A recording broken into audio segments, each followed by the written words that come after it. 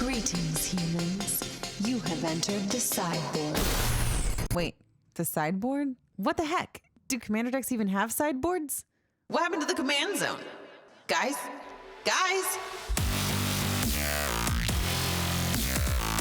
What's up, everybody? How's it going? Josh and I are here to deliver an extra special video. That's right, another video in addition to the Commander content we normally release every single month.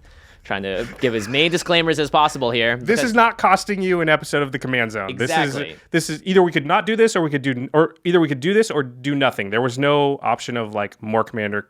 Yeah. Like this being Commander. You're still getting your normal number of episodes, and we are doing something that Josh and I are passionate about. So please don't yell at us in the comments. If you do, yell friendly things, because that's much nicer to see. Today we're going to be talking about War of the Spark Draft. On Magic Arena specifically. Yeah. Josh, you've been playing a ton. Yep, so have you. You stream all the time. So yeah, we've been really delving into that format and having a good time with it. So we're going to talk about that, but before we get into it, we need to mention our sponsors. Bing. We're talking about digital Magic, but most of you do play paper Magic as well, and if you want to go to the best place to get all of your cards, use our affiliate link, cardkingdom.com/commandzone. You can order all the new cards for, well, we just spoiled our preview card from Modern Horizons, Urza. Right. You can order some booster boxes of War of the Spark if you want to draft with your friends. Again, cardkingdom.com/commandzone. You know, I've heard actually a lot of people are going to LGSs because of Magic Arena and being like, hey, how do I play the paper version? Yeah. I've seen the digital one. So if you want to jump into that world and you're watching this video because of that, you should definitely do that. Our other sponsor for the show is Ultra Pro, of course, and you can find Ultra Pro product in all of your local game stores as well as big box retailers. They make awesome playmats, dice, sleeves, whatever you need to accessorize your newly bought cards from Card Kingdom. You can support us directly by going to patreon.com/commandzone. And in fact, we call out one lucky patron every single episode. So this sideboard episode is dedicated to Shania. Shania. I think both. Shania Turner. Shania or Shania Turner? You rock. I don't think that's how you spell Shania. I have no idea. We have no idea, but we do have a lot of ideas about War of the Spark Draft in this additional episode, in addition to the regular content you're getting. You're not missing anything. You're just getting something else on top of it all. Oh, boy. Okay, so War of the Spark Draft, it's a pretty complex format. I know a lot of people are having some troubles with it. Yeah. Jimmy, you said you haven't been doing that great. I haven't been doing that great. You usually do like pretty good in draft formats. Yeah, so. I always get to like platinum level in terms of arena, and I always find that I post winning records. But for this, I've just found that unless I'm going a very specific direction or forcing it, I've just been losing a lot. And losing a lot in what I think is going to be a lot of people's complaints about War of the Spark in some pretty feel-bad ways. Yeah, I think the format is pretty tough. I've been doing really good. At some point, I had like an 85% win percentage after Josh is going pro. You heard it here first. I mean, I was talking about like 60 or 70 matches. Like it was like deep in. So I'm not saying I have it solved, but I have a pretty good outlook, I think, on the set. Well, it's very complex, and the main thing is like, what do you attack, and when do you attack it, and what are threat assessment is huge in this format. It's the most complicated format that I think I've played, including master sets and stuff, because the Planeswalkers add so many layers of decisions. True. So we're going to walk through it a little bit, and maybe we can help everybody out. You know, our Arena episode of the podcast where we were like, how to reach Mythic, we heard from a lot of people that actually got to Mythic and followed our advice, and so hopefully we can help you guys out too. So the first thing I wanted to talk about was Prince or Pauper. So there's been a lot of talk about War of the Spark, and a lot of the chatter out there has been like, it's a very bomb-heavy, bomb-driven format, and it feels very swingy because it feels like this is a fancy way of people saying that like luck plays a really big factor. Because if you open something great, if you open Oketra, there's just a lot of times it feels like Oketra's unbeatable. Like if my opponent plays it, I just cannot win. Yeah, even some Planeswalkers when they land on the battlefield. Liliana. There's so many times on turn 5 or 6 something happens, and I look at the board, I look at my hand and go, I just lose. Yeah, I just have no way to get out of this situation. Yeah. So, you know, it's funny because I thought that at first, but as I've played it more, because obviously over the course of that amount of matches, I didn't have bombs most of the time. I just had, like, sometimes I did, sometimes I didn't, just like any other set. But you played against them a lot too then. Played against them a ton. I've beaten every single bomb. And listen, Oketra, very, very hard to beat. You can beat it, but if they have Oketra in their deck, you're percentage chance to win that match has definitely gone down. It's also very skill testing in terms of how do I beat it now that it's here. Now, yeah. So, but I actually don't think it's as sort of princely as people are saying. I think the bombs are beatable. You just have to sort of draft knowing how the set works, and it's not as intuitive, I think, as it might seem. So, the first question we're going to ask here is, how do you beat the bombs? Because that's one of the big complaints people have is I just can't beat those bombs. And the really tough bombs that a lot of people are complaining about are the God Eternals. Right, and the God Eternals are especially difficult because anytime they die or are put into exile from the battlefield, so you can't even like Wanderer's Strike to get them out of the way, they get tucked back into your library third from the top. So they're going to draw them again, and you're going to have to play against it again. So getting rid of them is hard. You can't just traditionally remove them because they'll come back. You can't even exile them because they're going to get back to you as well. Yeah, not my favorite mechanic. I would have preferred that they exile clause is like the real, what? That's just like a little bit mean. It makes it quite a bit tougher than it would normally be. So there's some ways to deal with it, and I actually value some of these cards a little bit higher because of their ability to deal with God Eternals. And so when I'm drafting, I'm thinking like, if I run into a God Eternal, I want to have at least, I don't want to just be dead to it. I want my deck to have a chance against these cards. So one of them is Kasmina's Transmutation. I think most people know about this one. It's enchantment that turns a creature into a 1/1 with no abilities. Right. So removes flying, removes all the other things. And even if that creature now dies, it's not like Kasmina Transmutation flies off. It just dies. It dies as a card. When it dies, it has no ability, so it doesn't have that ability of tuck it back into your graveyard. Right. Or sorry, into your library. So if you put that on Oketra and then Oketra somehow dies, then it's not coming back. Yeah. Or if the Oketra doesn't die, it's just a 1/1 for the rest of the game, so it still works in your favor. Yeah, it becomes like a chump blocker later on. The nice thing about Kasmina's Transmutation is this is Blue's form of removal. It can't directly get rid of something, but it can change it to something else. The problem with Kasmina's Transmutation is that sometimes creatures have 5+1/+1 counters on it, so you turn it into a 1/1 that's a 6/6. Yeah, I think Kasmina's Transmutation is good against Guard Eternals. In general, I don't like having it in my deck because it's not very good against the rest of the format. Yeah. Also, just having a chump blocker laying around is valuable because of Planeswalkers. So there's a lot of times where like, I wish I would have just killed that creature because I want to attack through it, but they're just going to chump block with the Kasmina's Transmutation creature, and now they'll get an extra activation on their Planeswalker. So again, that is a card I would side in if you're playing in the best of threes. And in some decks, you do want, if you have a ton of flyers, for example, in your deck, this is a perfectly good card to put in. As well as sometimes, people have like a Crunch Wrangler that just gets bigger and bigger, or a Spellkeeper Gorge. Spellgorger Weird. Spellgorger Weird, yeah, that thing just grows and grows and grows. So if you can land it early, then it's great. Otherwise, sometimes the card just looks real useless in your hand. Yeah, I don't prioritize it highly. And in best of ones, I don't really like to play it. I found Totally Lost to be actually pretty good against God Eternals if you have a couple ways to mill. So the blue Bond of Insight love that card. Is a really good card. It mills both players for 4, and then you get to return either 2 instants, 2 sorceries, or an instant and sorcery from your graveyard to your hand. So it gives you 2 cards back.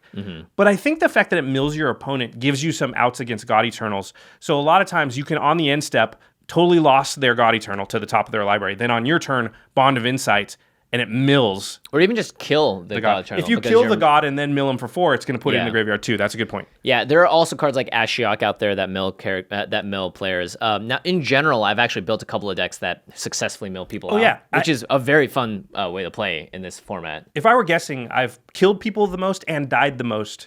If there was one card, it's Ashiok. It's Ashiok, yeah. Yeah, I've won the most games with Ashiok, and I've lost the most games to Ashiok. That card is real. It is super scary. There's a bunch of ways to get it back and blink it, or you can get 2 or 3 of them, in which case, it's sort of unbeatable sometimes, yeah. Yeah, well, if you get 5 full activations off it, that's 20 cards in a 40-card deck. Exactly. Yeah. Toll of the Invasion. This card's so good. Hand Disruption usually isn't that amazing, especially when it costs 3 mana. This is 2 in the black for a sorcery. You look at your opponent's hand, you exile a non-land permanent from it, or a non-land card from it. Yeah, they just discard it, but yeah. They discard it, and then you create a 1/1. You amass 1, sorry. Yeah, you basically Thoughtseize them and amass 1. Yeah, but boy, oh boy, if there is ever a format to look at your opponent's hand and pick something out of it, it's this one. Because not just God Eternals, but sometimes you'll see other cards in there that you just look at and go, can't beat it. Liliana, Ugin, some other Planeswalker, Sarkin, or something crazy like that. All the God Eternals.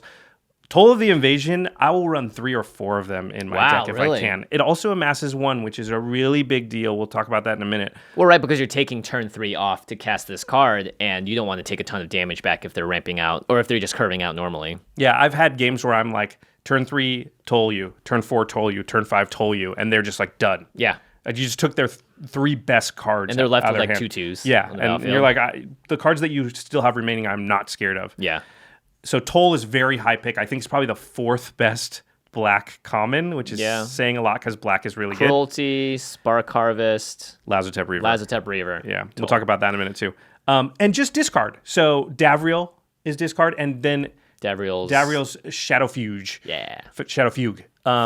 So these are not, well, Davriel's good, but Davriel's Shadow Fugue, not generally a great card. But if I know my opponents have a couple bombs in their deck, I'm way more likely to side one in. Again, this is in the best of 3s. In best of 1s, I might run one, but I really wouldn't like to. I want to rely on one of these other ways. It's of not getting rid great of card the Guardian advantage, General. Yeah. especially if you draw it late. So those are sort of ways to beat bombs, and I think you want to have a few different ways, chances, just like the ability to like, listen, I'm still not favored if they have an Oketra in their deck maybe, but I have a chance against it. I'm not just dead to it. Yeah.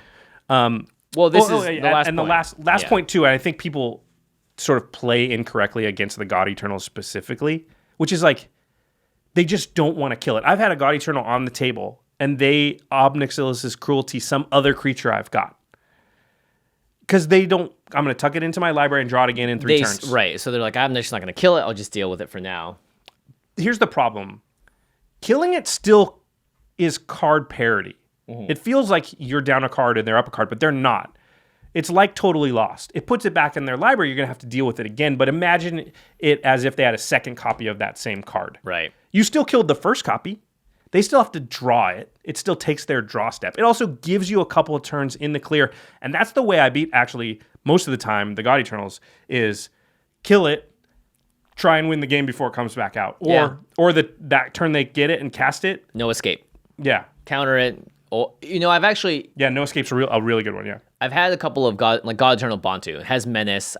I knew I was already at a high life total, but I think the big thing you have to ask yourself is, race it. You can race a lot of these cards too if you have the right kind of board state, and if your opponent doesn't realize that your out is to kill them before they can kill you, then... Ronus, once it's out, it's just a 5/5. Like, it's not the worst thing ever. Yeah.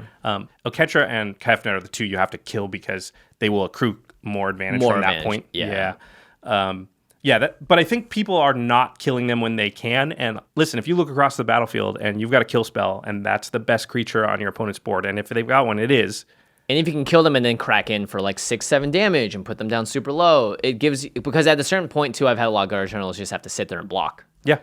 Sometimes you just go, listen, here's what I need to happen. I kill this, and they draw land, and then I can win. Yeah. But that's an out. If your other... out is just, I'm not going to touch it and just hope it somehow works out. Yeah, what are you hoping for? That you're going to top deck something? It's like, no, you need to look at the damage you can put out and try and race them if you have to.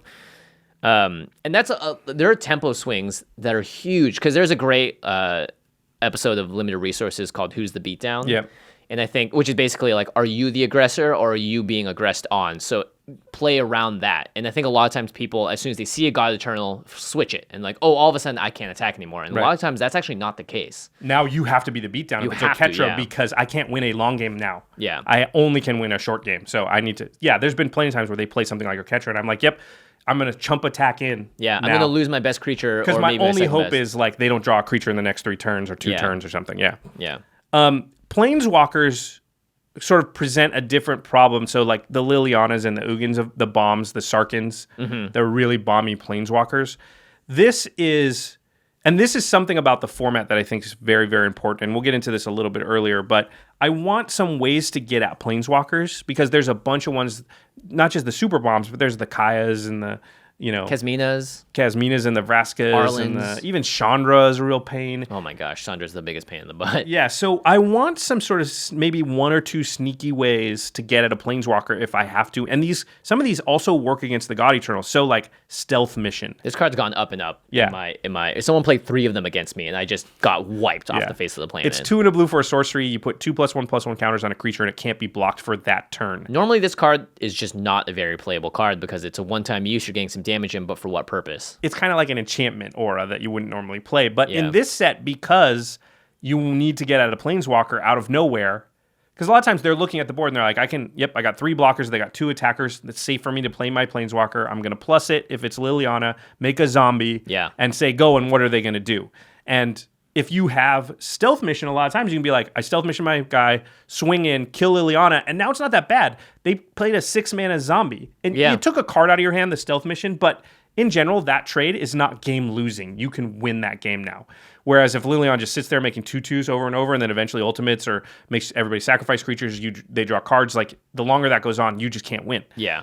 Also, God Eternals. So that's like what we're saying. God Eternal comes down. Sometimes you go, okay, well, stealth mission, swing in for 7 or 8, puts you to like 4 or 5. And now they have to play another creature. Otherwise, you're just going to be able to out-attack them. Or you have, let's say, a Pegasus Courser guy, whatever that is, or some way of just a little bit of evasion.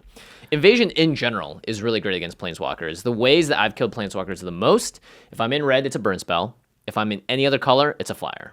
Yeah, flyers are really, really good because of that. So, all the white flyers, the blue's got a bunch of flyers, obviously. Shriek Diver, Shriek too. Diver is a playable card because of that. Ashiok Skulker, I've actually found to be very, very good because it's a good blocker for your Planeswalkers. 3/5. And a lot of times they won't play their Vraskas and stuff into it because they're like, okay, so I play this, I activate, I get a 1/1 Death Toucher, and then they just pay 4 mana and kill my Vraska and still have their Skulker, so it didn't even cost them a card. So do I want to play a 4 mana 1/1 Death Touch? No. So then you're causing them to hold cards in their hand. You don't even know that the Skulker is the reason you're winning those games, but it is because they're sitting there waiting to answer the Skulker before they play their Planeswalker, which can really jam them up. Yeah. In fact, it may be better for them to do that and have you waste your mana to attack into that because then like, all right, next turn I'm going to develop out something even bigger or better. So the bombs I actually have the hardest time with, and I think are worse than the God Eternals, worse than the Lilianas and Ugins of the world, are Time Wipe, Finale of Glory, and Finale of Eternity. So that's the white and black finales. The white and black finales and the blue and white board wipe. These to me are the hardest cards to deal with in the format. Well, Time Wipe is particularly hard because you're able to save a creature when you do it, and blue also, one of the commons is Spellgorger Weird, which allows you to sacrifice it and bring back a sorcery and instant from your graveyard to your hand. So they can kind of do it a lot.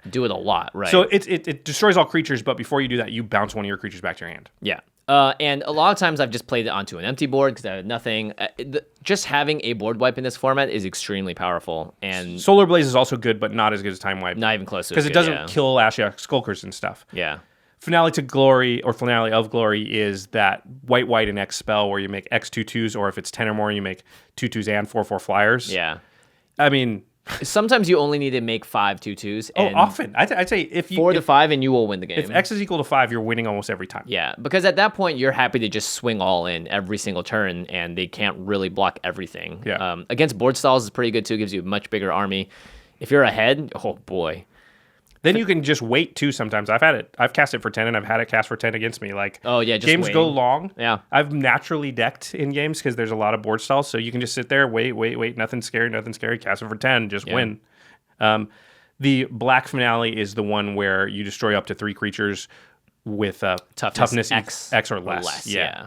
Again with Spellgorger. Or no, sorry, the blue weird. You can get Finale of Eternity back a couple of times. That's like nearly unbeatable. Spellkeeper weird. Spellkeeper. Not Gorger. Keeper. Gorger is red, Keeper is blue. Duh.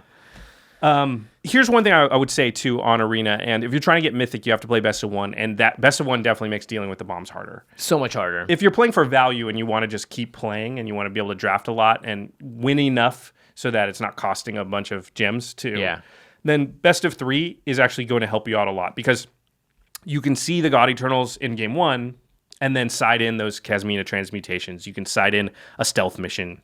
You can side in, a discard spell or 2. You can do some stuff. Whereas in Best of 1, you kind of have to pre-sideboard a little. Yeah. And you can do the thing I'm talking about in Best of 1 too, which is as you get up towards about 4 or 5 wins, you're very likely to run into the Liliana decks and the Oketra decks and the things like that because they have those cards they got to 4 or 5 wins. Side in your Toll of the Invasions, discards, and all that stuff. I'm way more likely to bring Kasmina's transmutation in once I get like 4-1, 4-0. Yeah, that's a good point. You can edit your deck between rounds, which is something that you're not allowed to do in MTGO when you draft. Right. So that's something that I would definitely keep an eye out. You can always change up your deck. If you find that a card just isn't working for you, go in and edit it before you play your next round. Okay, so let's talk about what I consider to be the key to the format and the biggest thing. And if you are out there and having trouble drafting War of the Spark. I think if you pay attention to this next piece of advice, it will up your win percentage by a decent amount. You need to pick and play the low drops, that's specifically 2 drops really, higher than you are.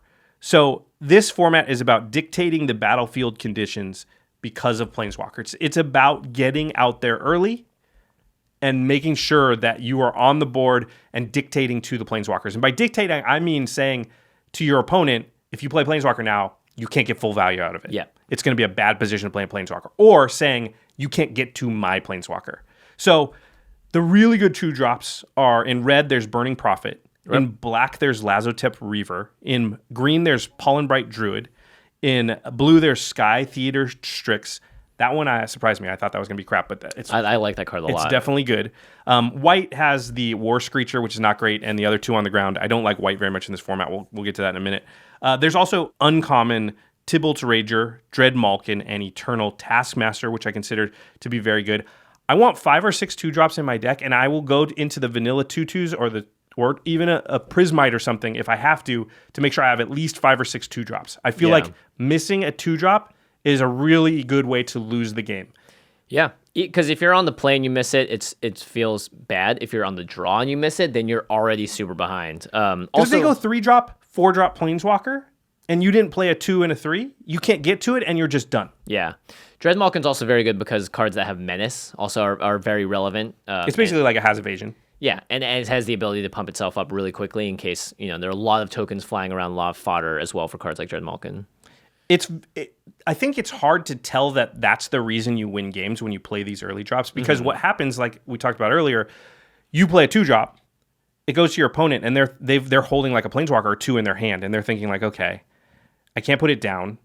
I have to play a creature so that it can block for my Planeswalker, and then they do that, and then you play another creature, and they're like, okay, if I play my Planeswalker now, they got free attacks on it. I'll play another creature, or I'll just pass the turn, even better. So I can't play it, so maybe I do nothing, or I do not the best play. I don't play the best card out of my hand. And you tempo them to the point where, like, by the time they do play it, if they ever can really get a good spot, it's too late to have the impact that they wanted it to.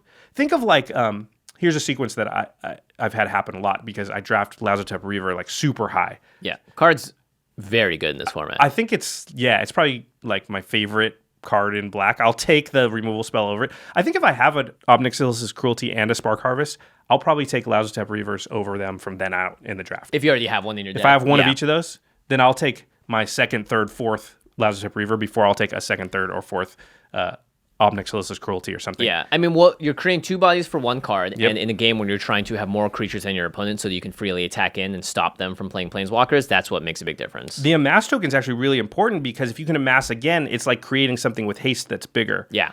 Because you already had the 1/1 out there. Amass works totally better than I thought it would. We'll talk about that in a second. But this play pattern I've had happen a lot. Turn 2, Lazotep Reaver. Turn 3, Davriel. You just win.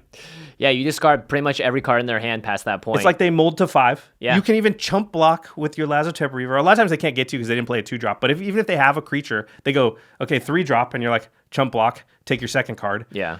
Attack you again, chump block, take your 3rd card. And you're probably going to have played something else at that point, too. They're done. Yeah. They're totally done at that point. Never mind if you go like Aid the Fallen, get Davriel back. Well, Aid the Fallen is also just, I think, one of the better black commons in the set because you can rebuy cards like Davriel and Ashiok, and those are cards that are win conditions in and of themselves. So play more 2-drops. Take the 2-drops highly. Burning Prophet should go very highly. It's like the 2nd or 3rd best red common. Jai's Greeting, I think, is better, but Burning Prophet is, at a certain point, there are times where I've got 3 Jai's Greetings. I'm taking a Burning Prophet over that. Well, here's the thing about Burning Prophet, too, is that if games are going long, the scry value, as well as the fact that you can sometimes crack in for a lot more damage, is really, really important. Because you need to make sure, the ways that I've lost games are you're super far ahead, and the opponent starts to catch up, and then you hit, like, a rut of lands. Yep. So any way to make sure that you're more consistent in your draws, especially it's like, you started the race really strong, but you have to carry it to the end in this format. Sky Theater Strix, 1/2 flyer, gets +1/+0 if you cast a non-creature spell, is way better than it looks because the way they designed basically the non-rare Planeswalkers is they activate twice, and then they're at 1 loyalty. Yep. So their static ability will still be there. So if you can ever hit one of them for 2, you take away an activation. And most of them are not great if they only get to activate once. You're paying 4 mana for a 1/1 Death Toucher. You're paying 4 mana for a 2/2 that loots. You're paying, Well, that's why cards like Arlen are so you're paying good. 3 mana for a 1/1 that deals 1 damage. And most of the Planeswalkers get 2 activations before they're about to die from the activation, or they cannot even activate because they're at a total that doesn't let them do it again. Yeah, so the Sky Theater Strix very often is like, they won't play their Planeswalker because they're like, I only get 1 activation. I don't want to do that. Yeah. So, okay, that's the key. That's the number 1 key to the format. Let's talk about colors and how the colors work. Blue and black are definitely the best. That I've just come to see. I don't know. Red is up there. I think black... Because of the removal? I think black is the best color. Yeah. I think, because we just talked about how many black cards, and the top 4 black cards are all awesome. Yeah, and the commons are all awesome too, and their bombs are pretty darn good. I mean, I think the real takeaway is avoid white. White is pretty bad. I'm not saying you can never play it, but I have to open a time wipe or a finale of glory. And even then, you might splash the time wipe. Well, you can't really splash time wipe. Yeah. Well, I think with green you can because of New Horizons. Yeah, the thing I've found that a lot of players have, I've been like streaming this as well, and people have been like, "White's so good, it's got so much removal." And I think that's one of the easy traps to fall into in limited, which is like just because you have ways to get rid of stuff doesn't make the color as a whole good, because R&D will try and balance all the colors out to have equal types of removal in terms of power level. And if you think about it, the other colors do have good removal. It's just that white is more transparent on the surface with how they like to do it. Yeah, white is just played out very poorly every time I've had it. I don't like it. Again, if I get one of the white super bombs, I will play white. But otherwise, like a normal white rare or like Teferi or something will come in and I'll be like, nope, Ob Nixilis is cruelty, because I just don't want to be near white if I can. Yeah. Teferi is also just not that good, but yeah, it's like an okay card. So the Grixis colors are the colors I really want to be in. So I want to be blue-black, blue-red, or red-black. I think all 3 of those decks are awesome. I'm actually not even sure which of those 3 is the best. I used to think it was blue-red spells. And then I went on this huge run where I just, I went like 20-2 with like red-black. Nice. Just 4 times in a row. I was like, well, red-black's the best deck, but blue-black is also like super good and I rarely lose with it. So anything in Grixis is good. I almost always start out black if I can. I think it's just the deepest color, and I think blue's the second best color. Yeah, and green has been a little disappointing to me too, even though it's got some of the better enders. Even just that 6 mana 7/6. Yeah. Just like some of those cards are like, okay, cool, it's hard to beat. Or if you have a Crunch Wrangler deck in green-red that just gets real big, real fast. Raging Crunch, one of my new favorite cards ever.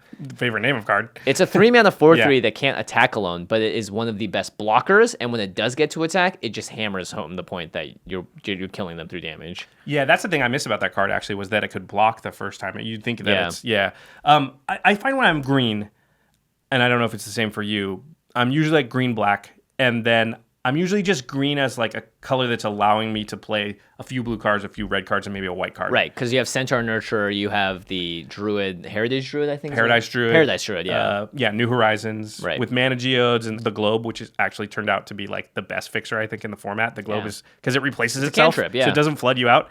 But that's a lot of times when I'm green, I'm only green because it allows me to play like these, pivot around to grab these planeswalkers and play off color. Yeah. Yeah.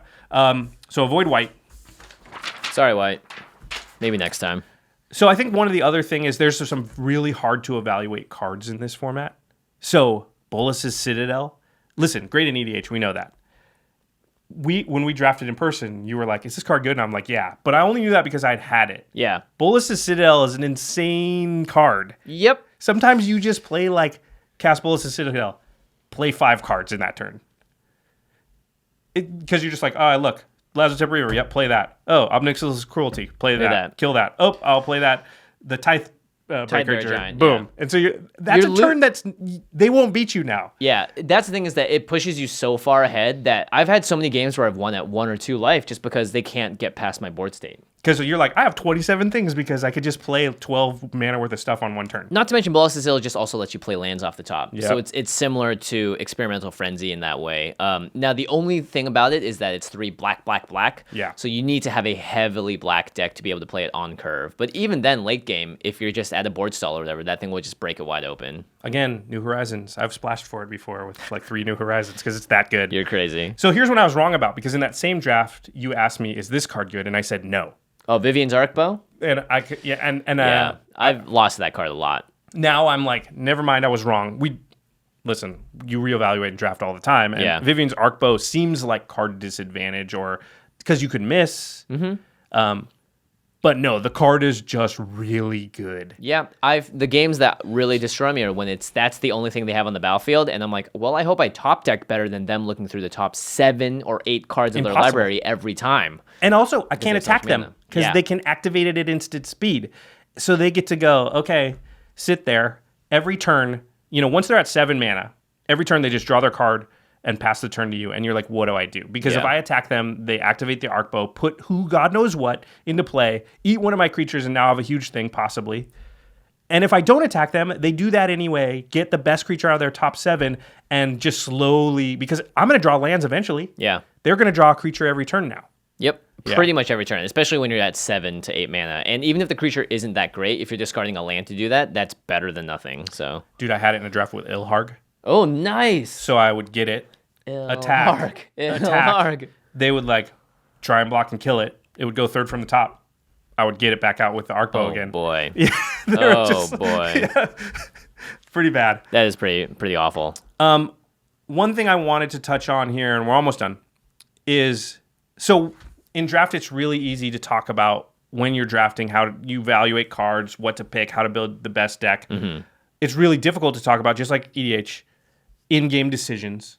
But War of the Spark has more in-game decisions that matter and limited than any other format I've ever played. Yeah, it's just you're constantly asking yourself, do I do X, Y, or Z? And you have a bunch of different options available, and it's hard to figure out, okay, what is the most optimal thing and how am I going to win this game? And I don't know about you, I've made the most mistakes in this format of any format I've ever made. I mean, I don't know how many times I've tried to draw cards when Narset's out, or tried to fireball something when the Wanderer's out, or Nahiri kills me with first strike damage. Yeah, exactly. You're just you have to keep tabs on all the static effects all the time. And I've made even Narset's gotten me 4 times maybe. It's not even I learned the first time it happened. Oh, crap. Oh, crap. I'm the stupidest person ever. Just the other day, I did Casmino with Narset out. Oh, yeah. Yeah, so it's just don't draw the card, now discard a card. Now discard. Yeah, you can't draw more than one card at a turn. Yeah. Wow. Stupid, but it is very hard. So one thing I want to talk about is blocking and trading, because I think that the dynamic of attacking, blocking, when to trade, when to offer trades is very different in this set because of the Planeswalkers.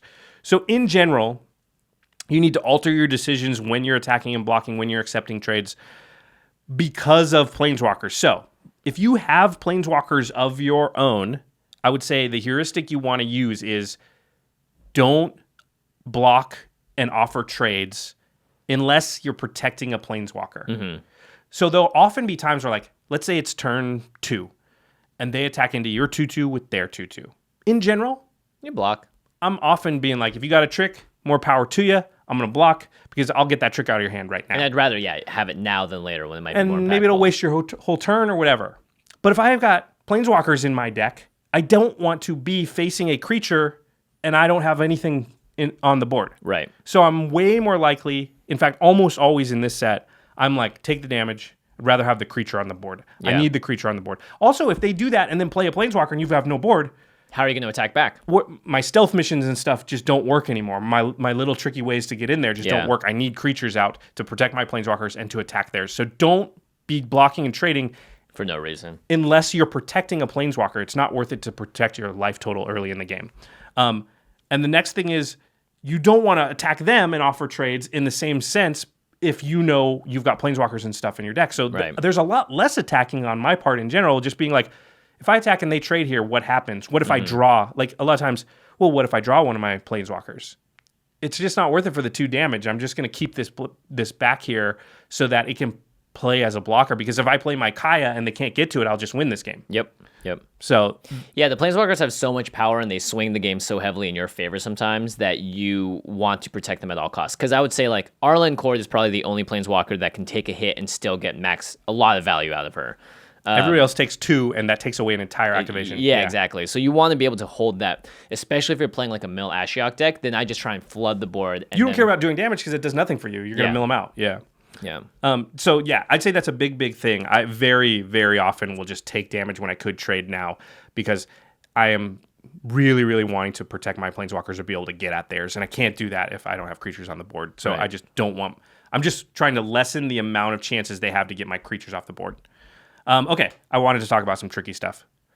There's cool stuff you can do in the format. You Yeah. know, us EDH players, we love tricky stuff. The first one is Command the Dreadhorde.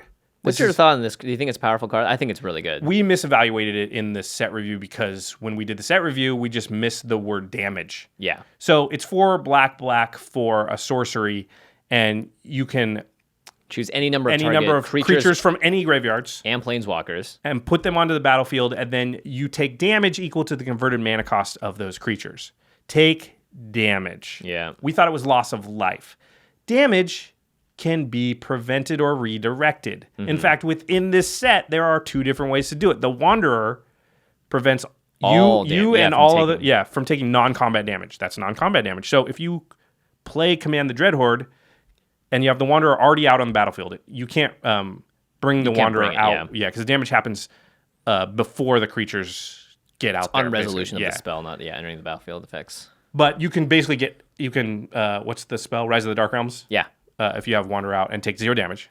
Gideon's Sacrifice is another one where you can redirect that damage to a creature. Now, again, you have to have the creature out before you cast Command the Dreadhorde. And you're playing Gideon's Sacrifice, which is not great. But if I had Command the Dreadhorde, I would play it. Yeah, totally. Because that is so powerful to be able to just get like 20 or 30 power worth of stuff. But for 6 mana, like it's insanity. Yeah, pretty good. And there's a lot of blocking and trading once Planeswalkers come out and a lot of things dying. Another one, this is a really cool one. I realized this mid-game in one game. So Chandra, your opponent has a Chandra. Whenever loyalty counters are removed from Chandra, it deals damage to target player. To a target opponent or Planeswalker. Based on the number of counters that were removed. Right. It's not a May ability. So if you can smack Chandra, that trigger goes on the stack. Let's say she's got 3 counter. Let's say she's got 5 counters, you hit her for 3. That's going to do 3 damage to target opponent or Planeswalker. If in response to that trigger you Lazotep Plating, you give yourself hexproof, they will have to point that damage at Chandra. Oh, herself, because there's no other Planeswalkers. And they can't point it at themselves because it says target opponent. Very nice. And so that's a way to kill Chandras. If Chandra's the only Planeswalker out, otherwise they can point it at herself. Yeah, exactly. So that's actually another trick. Really cute. Yeah. Do you think Lazotep Plating is good? Because that card's gone up and up in my book too. I think all the Amass cards are good. Yeah. Amass is very good. And the last one is 2 cards we talked about. Spellkeeper Weird. That's the one you pay 2, tap it and sacrifice, get an instant or sorcery out of your graveyard into your hand. And Aid the Fallen. Which return up to 1 target creature and 1 target Planeswalker from your graveyard to your hand. So if you have Spellkeeper Weird and a Planeswalker, you can just always get both back. Right. The Spellkeeper Weird gets the Aid the Fallen gets your Planeswalker and the Spellkeeper Weird, get the Planeswalker out, use it, get it to the graveyard, do it again, rinse, repeat. You can sort of recast the same Planeswalker over and over. And in long games, it's very, very good. Not to mention, I would say like cards like, is it Spark Reaper? The guy that Spark Reaver. Yeah, any of the cards that allow you to sacrifice a Planeswalker as well is really powerful. Like that one allows you to pay 3, sacrifice a creature or Planeswalker, gain a life, draw a card. A lot of times I found to be awesome, actually. Yeah, a lot of times you'll have a Planeswalker at 1 loyalty because you've used it twice, and your opponent literally knows, okay, I don't need to attack this thing because if they have Aid the Fallen or whatever, you can sacrifice them, get them back with Aid the Fallen. So those and you cards get to draw a card and gain a life. Yeah, pretty good. Heartfire, I think, is actually another good card because of that reason. I thought Heartfire was going to be clunky, but you just often have stuff lying around that you can sacrifice. Including Amass tokens. All right. That's going to do it on our discussion of Magic the Gathering Arena and War of the Spark Draft. Thanks for sticking around, those people that enjoy that stuff. We've been playing a lot of Arena and really loving it. So we're probably going to talk about it a little more here and there. Yeah, and we'll probably delve more into also how the bots work, because that's a huge part of learning how to play better draft is figuring out what they're valuing and what they're not evaluating correctly. For instance, Ugin's Conjuring, one of the best cards in the set. Bots don't think so, though. Yeah, unless they've changed their mind recently. Best uncommon. I mean, it's very high on my list. It's super high. Well, it goes in every deck. That's why it just shoots up the ladder in terms of how good it is. Yeah, I'd probably pick Kaya and Kasmine and all that. The best non-Planeswalker uncommon. Yeah, Kaya is probably the best uncommon Planeswalker. Vraska, Kasmine. Vraska's up there too. I think Kasmine and Kaya are 2 different houses of why they're good, but I think Kaya just by herself is nutty. It's one of the best cards in the set. Yeah, it's crazy. All right, to the listeners, have you been playing War of the Spark on Arena? Have you been drafting it? Have you been playing Sealed? A lot of different formats to play. Or also, are you a standard player? And what are your favorite cards from Arena? I love asking this question. What do you think are your most underrated cards that people don't know about that are For gonna make us constructed? constructed, and even in draft as well if we missed it today. Yeah, I would like to hear from those of you out there that are drafting it. If you have some tips and some little strategies that we didn't mention. Yeah, because and- I'm always looking to get better. Yeah, and let us know if you found out something about the bots that we didn't realize either. Because some people I had someone say something to me. I was like, that is so true. I always see that card go late, and it shouldn't. So, good to know. Anyway, we hope you guys enjoy War of the Spark Draft. And we also hope you enjoy this episode of The Sideboard with me, Jimmy, and my co-host, Josh. This sideboard episode that has in no way taken away from our regular Commander content and cost you nothing. In fact, all it was maybe an extra notification in your inbox. And if that inconvenienced you, we apologize. We're very sorry. All right. Because of the sideboard, we're not going to do an end step in the rest of it. We are just going to say peace. Bye.